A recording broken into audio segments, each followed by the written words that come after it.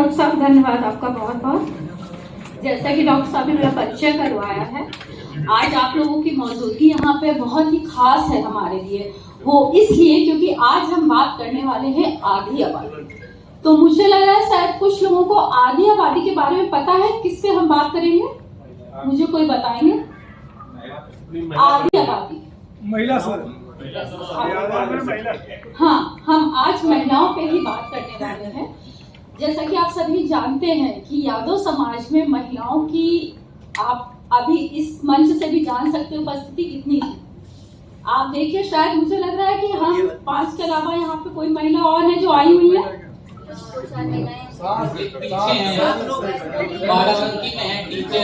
Teacher है।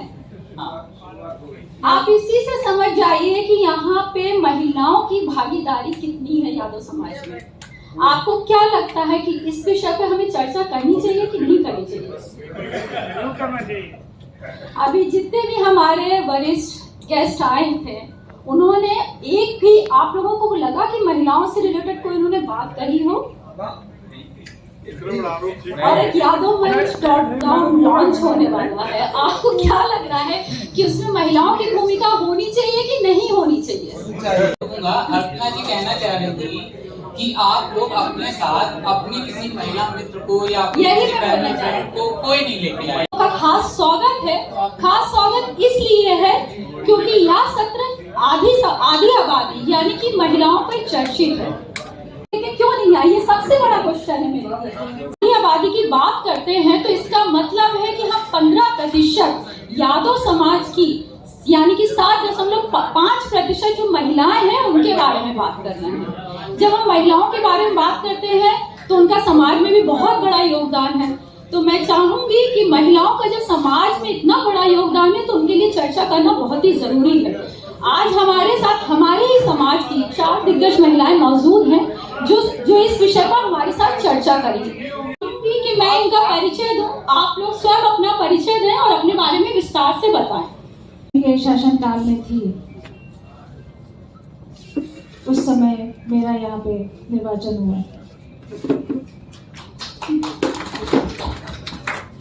मैं Pramila Yadav Samajwadi party की महिला अध्यक्ष हूँ। तो मैं हैदरगढ़ में सक्रिय हूँ, काम करती हूँ समाजवादी पार्टी में। तो वहाँ पे मैंने जनता दल यूनाइटेड में भी काम किया है। मैं वहाँ पे जफराबाद जौनपुर से विधानसभा की तैयारी कर रही थी जनता दल यूनाइटेड से।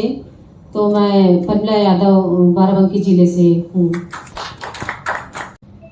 कांच का टुकड़ा थी बेशक मगर, एक कांच का टुकड़ा थी बेशक मगर, आपकी चाहतों ने मुझे कोहिनूर बना दिया। जय श्री कृष्ण। मेरा नाम रंजना यादव है। मेरा काम, मैं आकाशवाणी कानपुर में रेडियो उद्घोषिका हूँ। थोड़ा बहुत लिख पढ़ लेती हूँ और कई बार छप जाती हूँ। बस इतना छोटा सा काम है। बाकी मैंने कहा कि मेरा परिचय आप सभी हैं। जो नाम के पीछे एक नाम आता है वही मेरा अस्तित्व है। शुक्रिया।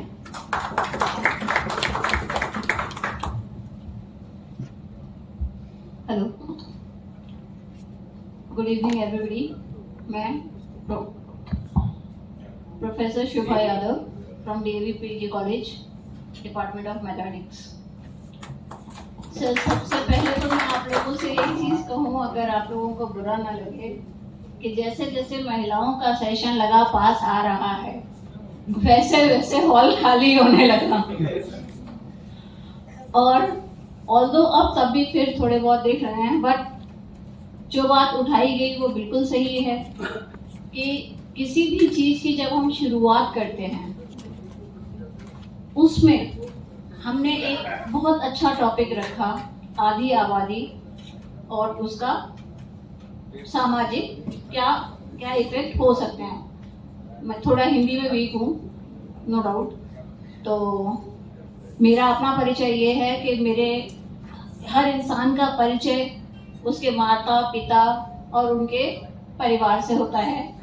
मेरे पिता इंडियन एयरफोर्स से रिटायर्ड हैं और शिकोहाबाद के पास एक गांव है बाछी में, वहाँ के हम लोग रहने वाले हैं।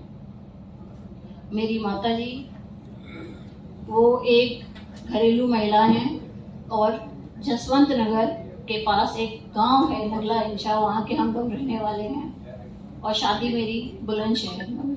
यही मेरा परिचय है। Regarding my professional introduction, from the very beginning I am teaching mathematics in different ICSE schools since 1993, and in 2005 I joined KS Saket PG College, Ayodhya. I think all of you know it. Ayodhya में साकेत का नाम पूर्वांचल में I think सभी जानते हैं। वहाँ मैंने join किया और 2016 में मैंने वहाँ से यहाँ ट्रांसफ़र लिया because of my family issues. यही मेरा परिचय है। आप सभी लोगों का बहुत ही बहुत धन्यवाद। मैं डॉक्टर शोभा यादव जी, मैं आपसे एक प्रश्न करना चाहूँगी कि जैसे कि यादव समाज में महिलाएं ज़्यादा शिक्षित नहीं होती हैं, तो इस बारे में आपकी क्या राय है? यादव समाज में महिलाएं शिक्षित नहीं होती हैं या समाज में ही महिलाएं शिक्षित नहीं होती हैं, दोनों सवाल पैरेलल हैं। यदि हम पूरी समाज की बात करते हैं, अगर हम आधी आबादी महिलाओं को कह रहे हैं, डायरेक्टली हम लोग कह देते हैं कि आधी आबादी है तो डायरेक्टली बात महिलाओं की होगी। जब आधी आबादी उधर महिला है तो आधी आबादी उधर पुरुष भी है। फाइन। तो जहाँ तक एजुकेशन का सवाल है, द क्वेश्चन जो आपने पूछा कि यादव समाज में महिलाएं शिक्षित नहीं हैं, ठीक है, यादव समाज ही नहीं, अगर हम पूरे बृहद समाज को लेके चलें तो यदि उसमें भी शिक्षा की महिलाओं में कमी है तो हम यादव समाज को एक छोटा सा पार्ट है। Although we are 16% of the total population of India, तो जब 100% ऑफ पॉपुलेशन ऑफ इंडिया में 50% अगर हम वुमेन को माने, although it is not 50, it is 48 to 49%, तो जो 48 to 49% महिलाएं ही नहीं पढ़ी हैं, उसमें से 15% और या 16% अगर हम यादव छांटें तो उनमें महिलाएं अगर नहीं पढ़ी हैं तो कारण सब एक है। वहाँ भी यही कारण है, ये अपने यादव समाज में भी यही कारण है। और कारण जहाँ तक आपने पूछा है, तो कारण के लिए सबसे बड़ा जो इम्पैक्ट जाता है दैट इज, हम बच्चियों को शुरू से ये सिखाते ही नहीं कि आपको अपने लिए भी कुछ करना है। लड़कों को शुरू से बताया जाता है, बेटा तुम्हें परिवार संभालना होगा, तुम्हें ये करना है, तुम्हें हमारे लिए करना होगा। कभी किसी ने, कितने लोग बैठे हैं, कभी किसी ने अपनी बच्ची से ये चीज कही कि बेटा बड़े होके तुझे हो सकता है हमारी देखभाल करनी हो? Any one of you? I appreciate you. Literally, I appreciate you. You are just like my father. अब ऐसा नहीं है, बहुत चेंज हो रहा है। सर बताइए। अब ऐसा नहीं। सर यही मैं आ रही हूँ आपके पॉइंट पे, बिल्कुल आ रही हूँ सर। ये हम अपनी जनरेशन की बात कर रहे हैं जो हमसे पहले थे, जो मेरे पिताजी के उम्र के लोग रहे थे, उनकी जनरेशन की बात अगर हम करें तो उन लोगों ने नहीं कहा। जब हम लोग इस स्तर पे आ गए, अब हम जब इस स्तर पे बात करते हैं तो हम दोनों को बराबर लेके चलते हैं। तो जब तक अभी तक नहीं हुआ, ठीक है, मानते हैं कि हमारे बुजुर्गों की, हमारे पुराने जो ख्यालात थे, हमारे रीति रिवाज थे, उनके कारण हमारी महिलाएं आगे नहीं बढ़ पाई।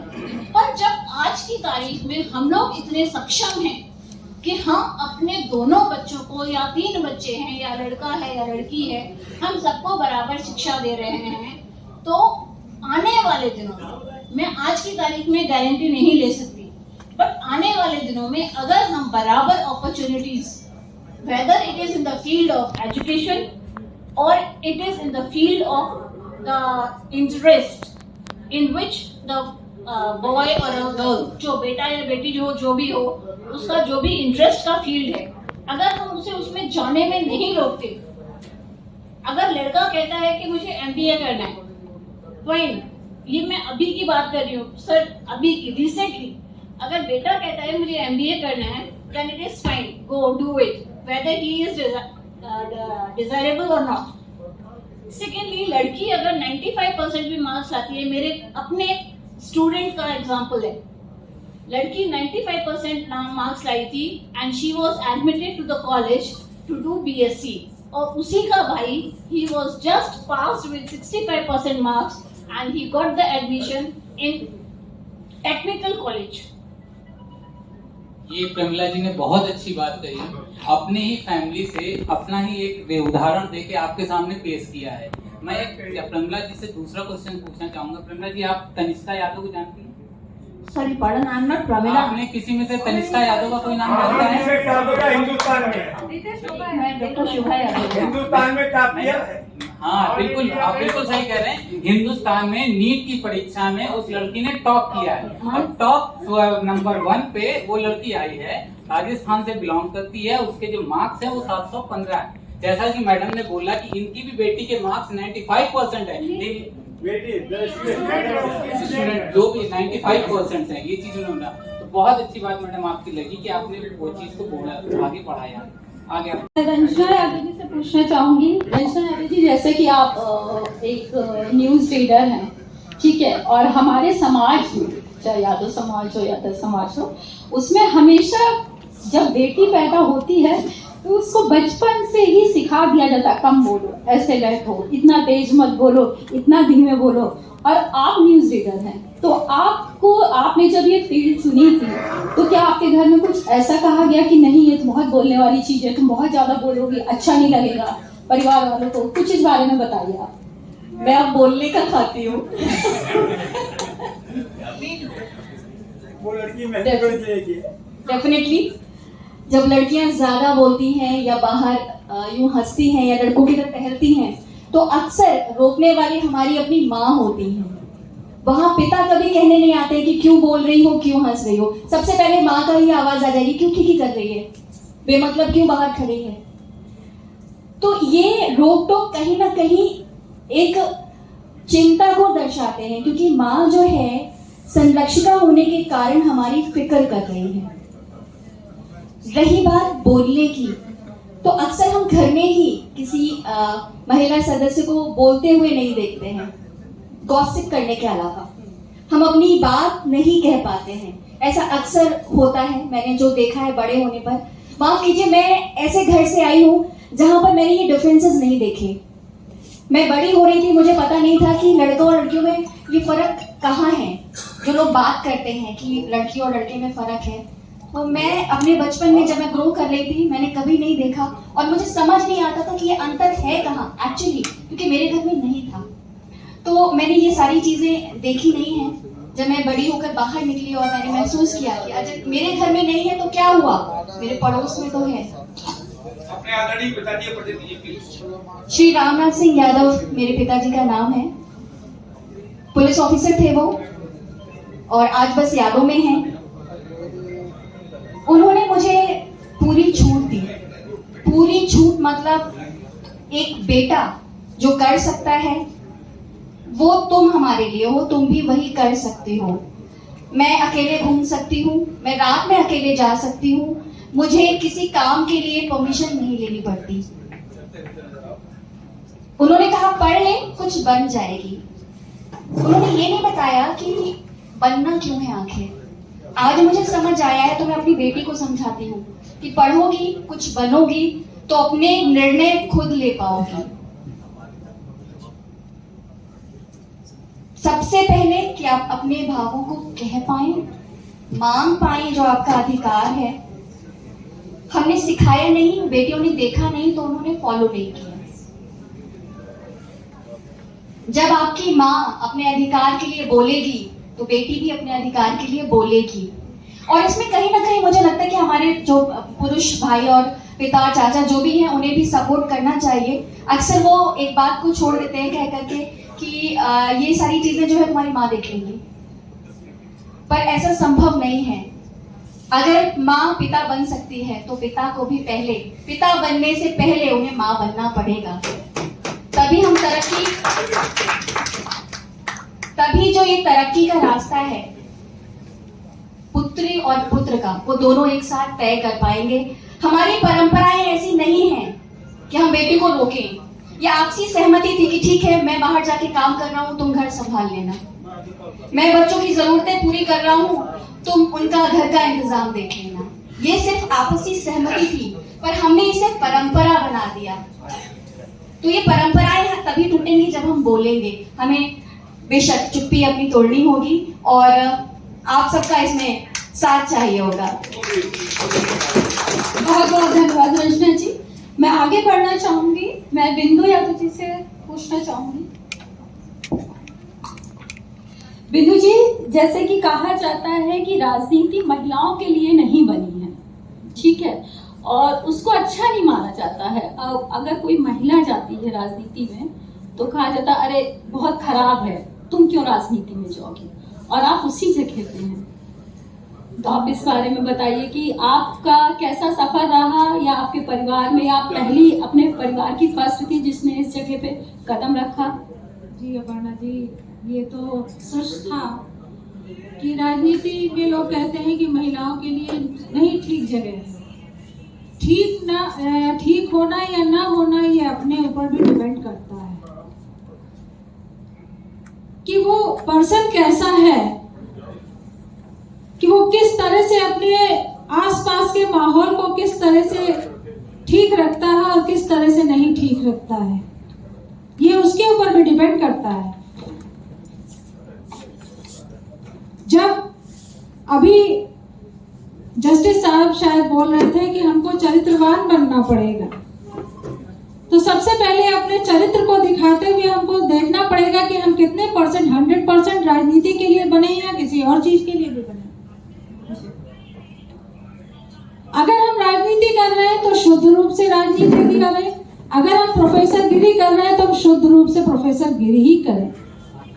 अगर हम शुद्ध रूप से अपने दायित्वों का निर्वहन करते रहेंगे तो कहीं भी रोक टोक नहीं आएगी और हम अपने दायित्वों का निर्वहन अच्छी तरह से करते भी जाएंगे।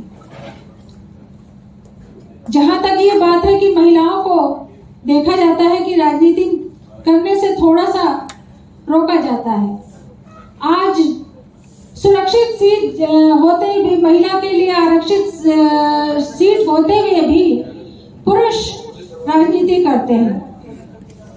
महिला प्रधान है तो महिला प्रधान का पति प्रधानी करता है। जिला पंचायत सदस्य अगर महिला है तो उसका पति जिला पंचायत सदस्य की हैसियत से कार्य करता है या बैठता भी है, यहाँ तक कि सदन में भी वो बैठ जाता है। मैंने ये देखा कुछ जगह के अपने लखनऊ में ही मैंने देखा, तो मैंने ऑब्जेक्शन भी किया था। प्रतिनिधि की हैसियत से बैठते हैं, बड़े दबंगई से बैठते हैं कि मैं जन प्रतिनिधि का प्रतिनिधि हूँ, इस हैसियत से बैठ रहा हूँ, और अपनी पत्नी को पीछे नहीं बैठा दिया, घर में बैठा दिया कि तुम चूल्हा चौका देखो, बच्चे देखो, घर के काम करो, तुम इसी के लिए बनी हो। लेकिन मैं खुशनसीब हूँ कि मेरे परिवार में इस तरह का माहौल नहीं आने पाया। मेरे पति अभी थे यहाँ पे, लेकिन कुछ जरूरी काम होने की वजह से वो चले गए, तो उन्होंने मुझे छूट दी कि हाँ तुम चलो जाओ करो। और संयुक्त परिवार होने की वजह से इसका थोड़ा मुझे फायदा भी मिला कि परिवार में बच्चे थोड़ा बड़े भी हो गए। मेरी जिम्मेदारियों को थोड़ा परिवार ने अपनी जिम्मेदारी समझकर वहन कर लिया और मैं राजनीति के क्षेत्र में आगे आ गई। लेकिन जहां तक अपने समाज की बात है, आधी आबादी की बात है, तो आधी आबादी की यहाँ आधी का आधा भी हिस्सा यहाँ पे मौजूद नहीं है।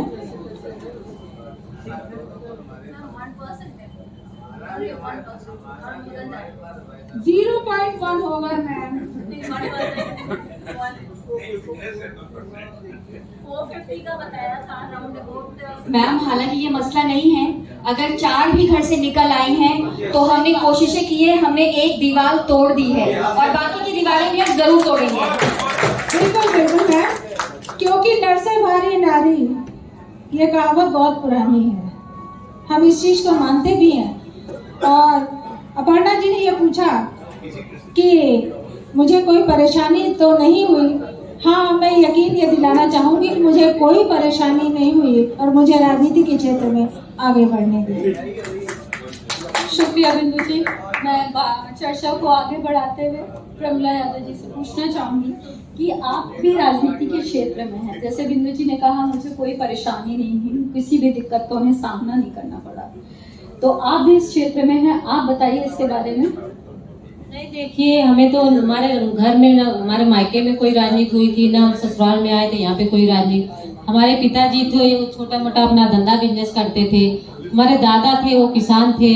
तो यहाँ भी जब हम आए यहाँ ससुराल में तो हमारे ससुर जो थे वो भी की छोटी मोटी जो कंपनियां होती हैं गुजरात में वो काम कर रहे थे। हमारे जेठ थे वो सीए थे, वो भी काम कर रहे थे किसी गुजरात में, वो भी काम कर रहे थे। लेकिन वो लोग अभी इस दुनिया में नहीं रहे, उनका देहांत हो गया है। तो मैं जब यहाँ पे आई तो हमें राजनीति का कोई ककहरा भी नहीं मालूम था। लेकिन जो हमारे हस्बैंड हैं वो राजनीति में शुरू से, जब हम आए तो शुरू से ही राजनीति में थे। तो वहाँ पे जैसे जिला पंचायत है या बीडीसी है या प्रधान है, कोई भी आता जाता है, कार्यक्रमों में आना जाना कोई भी चीज है। तो मुझे जो राजनीति में वहाँ पे जो प्रेरणा मिली, जो सीखने को मिला, तो मुझे अपने हस्बैंड से ही मिला है। तो मैं उनको बहुत बहुत धन्यवाद देती हूँ कि उन्होंने मुझे एक प्रेरणा दी कि राजनीति में आओ आगे बढ़ो।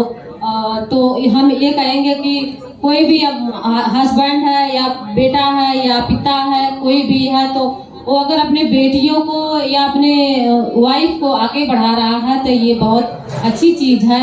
महिलाओं को जो आधी आबादी की बात होती है तो महिलाएं भी उस समाज में आए और अपना वो करे। जैसे मीसा यादव राज्यसभा में, लालू यादव की बेटी है राज्यसभा में है, ये रंजीता रंजन जी राज्यसभा में है। यादवों की जो एक प्रेरणा बन के आ रही हैं, आगे सामने निकल रही हैं। तो आप देखेंगी कि महिला को, जैसे महिला को कहा जाता है आधी आबादी महिला है, लेकिन आप कह तो रहे हो, लेकिन कितनी महिलाएं आगे आ रही हैं? कोई देख रहा है इसमें? कोई महिलाएं आगे नहीं। अब आप बता रहे हम लोग 4, 5, 6, 7 लोग हैं यहाँ पे, तो उसमें तो कहीं ना कहीं कुछ तो दिक्कतें हैं। खाली आधी आबादी की बात होती है, लेकिन कितनी महिलाएं निकल के आ रही हैं समाज में, कितनी समाज की सेवा कर रही हैं, ये भी तो बड़ी बात होती है। अरे 10 अक्टूबर 1930 में गांधी जी ने यंग इंडिया में लिखा था कि महिला अबला नहीं सबला है, महिला को आगे आना चाहिए, महिला शक्ति है, महिला देवी का रूप है। तो हम सभी को इतनी प्रेरणा, हम जैसे हमारे समाज के लोग प्रेरणा दे रहे हैं, तो हम लोग भी समाज में निकल के ये देख रहे हैं कि हमारी जेठानी थी, वो प्रमुखी का चुनाव लड़ रही थी बीडीसी का। तो जब हम जमीन पे जाते हैं, गाँव में निकलते हैं, तो वहाँ पे आप जाएंगे बहुत सारी समस्याएं हैं। तो उनको देखते हुए लगता है कि हमें समाज के लिए कुछ करना चाहिए। तो हमें जो ऐसा लगा कि हम समाज के लिए कर रहे हैं, हमको करना चाहिए। समाज के जो दबे कुचले लोग हैं, जिनको उपेक्षित है, जिनको नहीं कोई मिल रहा है, तो उनको आगे लाना चाहिए, उनको बढ़ावा देना चाहिए। खास करके हम बैकवर्ड महिलाएं, जो दलित बैकवर्ड, जो अपर क्लास की बात नहीं करें, अपर क्लास में बहुत सारी महिलाएं हैं, बहुत सारे लोग बहुत ऊपर हैं, लेकिन मैं बैकवर्ड दलित और मुसलमानों की बात कर रही हूँ। यहाँ पे अपना समाज है तो अपना समाज है, लेकिन मैं जो निचला समाज उसकी बात कर रही हूँ। तो गांव देहात में जब जाए बहुत सारी दिक्कतें हैं, इसको देखते हुए मुझे मन में आया कि हमें समाज के लिए कुछ करना चाहिए। तब राजनीति में कोई रोक टोक कभी कुछ नहीं था और आगे बढ़ने का हौसला मिलता रहता है। तो मैं यही प्रमिला जी, जैसे आपने कहा कि परिवार से बहुत हौसला मिला, हमारा विषय आज का है आधी आबादी सामाजिक उत्थान में भूमिका। आधी आबादी यानी कि आधी दुनिया, मानते हैं आप? और ये आधी दुनिया कहीं ना कहीं आपकी पूरी दुनिया है, इस बात को मानते हैं? एक परिधि में कैद हैं आप, एक बिंदु से शुरू होती है और दूसरी वहीं पर खत्म होती है, और वो है महिला।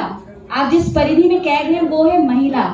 तो महिला की सामाजिक उत्थान में भूमिका यही है कि आपकी परवरिश, हमारी परवरिश एक महिला करती है इस समाज में, और समाज को आपके लिए एक दूसरे का पूरक बनाती है।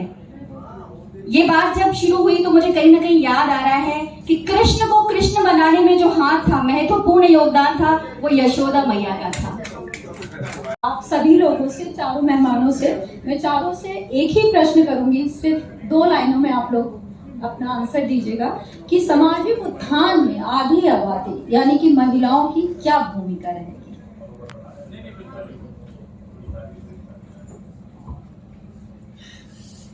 कहा जाता है कि यदि एक लड़का पढ़ता है तो वो सिर्फ स्वयं पढ़ता है, और एक लड़की पढ़ती है तो वो अपनी जो पेरेंटल फैमिली है उसको भी सक्सेसफुल बनाती है।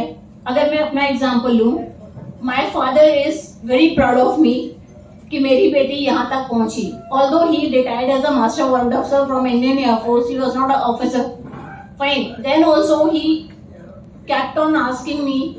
मैंने यहाँ से बताने वाली बात तो नहीं है लेकिन चलिए तो कहती हूँ, it was the first women SSB। महिलाओं के लिए पहली बार जो SSB खुला था वो मैंने दिया था, एंड मुझे रिग्रेट नहीं है, I am rejected from SSB। मैंने 15 दिन SSB दिया AFSB वाराणसी में रह के। तो ये चीजें हमें जब तक कोई पुश नहीं करेगा तब तक अगर हमें कैपेसिटी है भी तो हम आगे नहीं बढ़ पाएंगे। इसीलिए पेरेंट्स, फादर एंड मदर दोनों का जब तक बच्चों को सपोर्ट नहीं मिलेगा, मोटिवेशन नहीं मिलेगा, हम कभी भी नहीं कर पाएंगे। और रही जहां मैं शुरू की थी कि एक महिला जब पढ़ती है तो अपने परिवार में पढ़ाया, व्हेन शी गॉट मैरिड, मैं अपना ही एग्जांपल लूं, मेरी जहां शादी हुई वहां एजुकेशन का कोई महत्व नहीं था, नथिंग। मेरी शादी हुई है बुलंदशहर का एक गांव है जिसका नाम है सिरोंधन। वहां पे लड़कियों का तो छोड़ो, लड़कों का भी पढ़ना बहुत कम है। My husband was the only post graduate from the whole, तो he was the only post graduate from that village. लेकिन जब शादी होके मैं वहां गई तो मेरे बड़े भैया जी जो थे उनकी छोटी छोटी बच्चियां, 2 बड़ी थी, वो बिल्कुल नहीं पढ़ी। उनको घर में रह के जो, ऑल्दो मैं माइक से बोल रही हूँ, फर्जी डिग्रियां बहुत दिलवाई जाती हैं, ठीक है, 10वीं 12वीं की घर बिठा के फर्जी डिग्री दिलवा ली गई। बट जो छोटी बेटी थी जो मेरे शादी में काम आ जाएगी, yes for that only, but जो छोटी बेटी थी जिसकी ग्रोथ मेरे सामने हुई, मेरी जब शादी हुई that time she was 2 years old, तो वो उसने मुझे देख देख के जब वो ग्रो हुई तो at present she is MBA। Shobha ji, समाज और परिवार की बात कर रहे हैं हम लोग, तो समाज की सबसे छोटी इकाई वो परिवार है, और परिवार की धुरी है एक महिला। महिला समाज के उत्थान के लिए क्या कार्य कर रही है ये सभी जानते हैं, मानते हैं, लेकिन आप उसे दोयम दर्जे का मान लेते हैं और हम उसे स्वीकार कर देते हैं। हम कभी निकल कर नहीं आते कि हमने ये किया है। जरूरत यहाँ पर ये है कि जो विषय हमने उठाया है उत्थान में भूमिका, सामाजिक उत्थान में भूमिका, तो अगर हम गिनाने बैठ जाएंगे तो सबसे पहले तो सृष्टि की रचना हमसे होती है। एक प्रेशर होता है घर में पहुंचने पर, जब हम दूसरे घर जाते हैं तो सबसे पहला प्रेशर ये होता है कि हमारा वंश बढ़ाना है, तो उस वंश को बढ़ाने की इकाई हम होते हैं। हम इसलिए बोल रही हूँ क्योंकि मुझे हम होने में बहुत प्राउड है, एक महिला होना बहुत गर्व की बात है, और मुझे लगता है कि एक इंडिविजुअल पर्सनालिटी है हम सभी, और ये नहीं दिखाना है कि मैं ये करूंगी तो आपको कैसा लगेगा, या मेरे पिता को कैसा लगेगा, या मेरी माँ जो है बहुत गौरवान्वित होंगी। मैं करूंगी तो मुझे कैसा लगेगा, मैं कितना गर्व महसूस करूंगी, ये बहुत जरूरी हो जाता है। और जब ये छोटा सा मैं आपके बीच आ जाता है ना, तो हमारी जिम्मेदारी बढ़ जाती है कहीं ना कहीं कुछ करने की। तो सबसे पहले तो ये बहुत जरूरी है कि हम अपने घर में झांकें। ये इस उत्थान की भूमिका जो है हम रेगुलर कर रहे हैं। शोभा जी सामाजिक उत्थान में सहायक हैं, टीचर हैं, और बहुत सारे बच्चों को एजुकेशन दे रही हैं।